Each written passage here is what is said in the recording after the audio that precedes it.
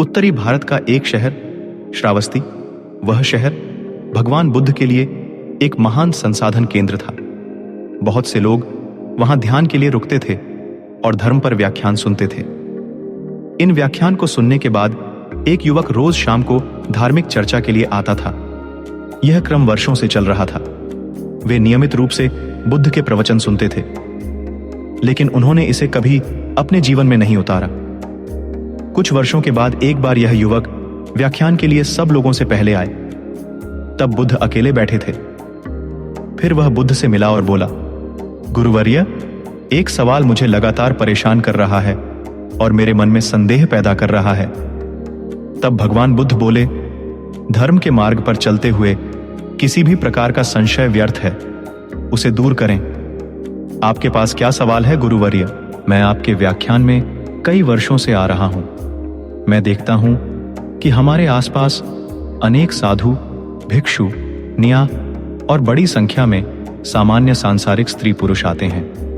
मैं उन्हें सालों से देख रहा हूं। कुछ साधक ने इस रास्ते पर बहुत प्रगति की है। मैं स्वयं देखता हूं कि उनमें से कुछ को निर्वाण की भी अनुभूति हुई होगी। हालांकि कुछ लोगों को निर्वाण का एहसास नहीं हुआ है, लेकिन उनके जीवन में काफी बदलाव आया है। गुरुवर्य, साथ ही मैं ऐसे बहुत से लोगों को देखता हूं जो बिल्कुल भी नहीं बदले हैं। मैं उनमें से कुछ को जर्जर नजर आ रहे हैं। उनमें कुछ भी नहीं बदला है या बदलाव के कोई संकेत नहीं है। गुरुवर्य, ऐसा क्यों हो रहा है? आप जैसे शक्तिशाली निर्वाण साक्षात्कारा संत को उन्हें मुक्त करने के लिए अपनी शक्ति और करुणा का उपयोग क्यों नहीं करते, महापुरुष? भगवान बुद्ध मुस्कुराए और युवक से पूछा, तुम कहां रहते हो? आपका मूल गांव कौन सा है? गुरुवर्य, मैं इस कौशल साम्राज्य की राजधानी श्रावस्ती में रहता हूं, युवक ने जवाब दिया। परंतु देखने से हमें यह नहीं लगता कि तुम इस क्षेत्र के निवासी हो, तो तुम मूल रूप से कहां के हो? भगवान बुद्ध ने युवक से पूछा। गुरुवर्य, मैं मूल रूप से मगध देश की राजधानी राजगिरी का रहने वाला हूं। तो क्या तुमने राजगिरी से नाता तोड़ लिया है? युवक ने उत्तर दिया। गुरुवर्य, मेरे कई रिश्तेदार हैं वहां, मेरे दोस्त और परिवार वाले वहां हैं और मेरा बिजनेस भी वही है, तो निश्चित रूप से अक्सर श्रावस्ती से राजगिरी जाता हूं। हां, साल में कई बार राजगिरी जाता हूं और श्रावस्ती को लौटता हूं। कई बार एक ही रास्ते से जाकर आपको इस रास्ते का सब ज्ञान होगा और आप यहां से राजगिरी का रास्ता अच्छी तरह जानते होंगे। युवक ने अपने अनुभव का वर्णन किया। गुरुवर्य, मैं अगर अपनी आंखें बंद करके भी इस मार्ग से जाऊंगा तो पूरा मार्ग बता सकता हूं, क्योंकि मैं इस रास्ते से बहुत बार गुजरा हूं। सभी करीबी दोस्त और रिश्तेदार जानते हैं कि मुझे राजगिरी की सड़क का पूरा ज्ञान है, युवक ने कहा। जब यह लोग राजगिरी जाना चाहते हैं तो वे आपसे इस मार्ग के बारे में पूछते हैं क्या? तुम उनसे उस मार्ग के बारे में बातें छिपाते हो? भगवान बुद्ध ने पूछा। गुरुवर्य, मैं उन्हें स्पष्ट रूप से समझाता हूं कि पूर्व की ओर चलना शुरू किया और गया पहुंचने के लिए आगे बढ़ा, और यह भी कि आप बहुत ही सरल और समझने योग्य शब्दों में राजगिरी जाएंगे।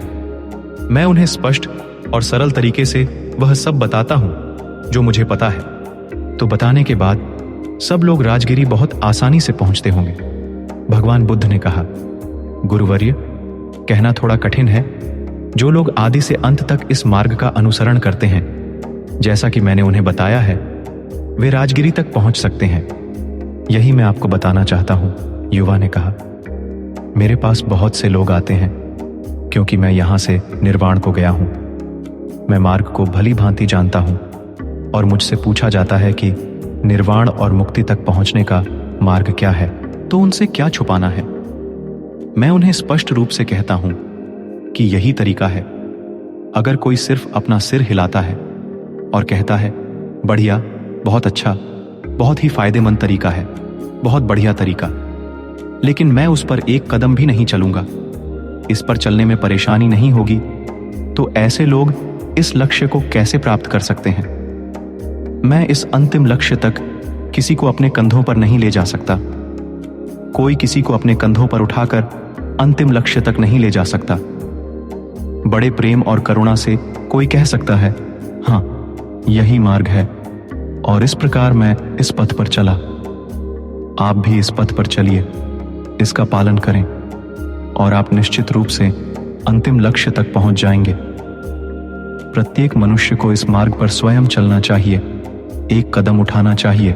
जो लोग इस रास्ते पर एक कदम बढ़ाते हैं, वे अपने लक्ष्य के एक कदम और करीब होते हैं। जो लोग इस रास्ते पर 100 कदम आगे बढ़ते हैं, वे लक्ष्य के 100 कदम करीब होते हैं। जो इस पूरे रास्ते पर चलते हैं, वे अंतिम लक्ष्य तक पहुंच जाते हैं। सबसे अहम बात यह है कि इस रास्ते पर आपको खुद चलना होगा, आपको किसी की कृपा नहीं मिलेगी। भगवान बुद्ध ने कहा, पीड़ा का स्रोत हमारे भीतर है, सबके भीतर है। जब हमें अपने बारे में सच्चा ज्ञान हो जाता है, तो दुखों की समस्या का समाधान भी हमारी दृष्टि में आ जाता है। इसलिए सभी ऋषि मुनि हमें स्वयं को समझने की सलाह देते हैं। वास्तविकता यह है कि हमें अपने वास्तविक स्वरूप को समझने से शुरुआत करनी चाहिए, जिसके बिना हम कभी भी अपनी या दूसरों की समस्याओं का समाधान नहीं कर पाएंगे। लेकिन वास्तव में हम अपने बारे में कितना जानते हैं?